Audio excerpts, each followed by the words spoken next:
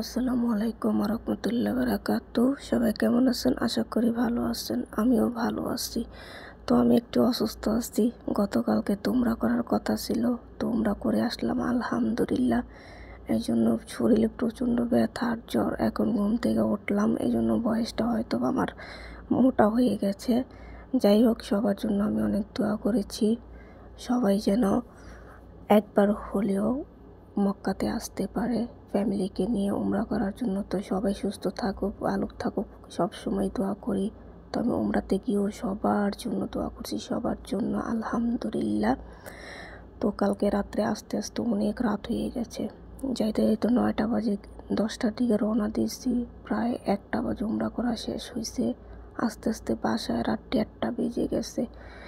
কীরকম এতটাই, আর এখানে ভিড় অনেকটাই কম ছিল। উপরে দোতলায় মনে হয় করা হয়েছে, আমরা দোতলায় করছি, অনেকটাই ভিড় কম ছিল। আলহামদুলিল্লাহ ভালোভাবে করতে পারছি, এই জন্য তেমন একটা লাগে নাই। আর নিচে অনেক ভিড় ছিল, এতটাই ভিড় ছিল যা বলার বাহিরে।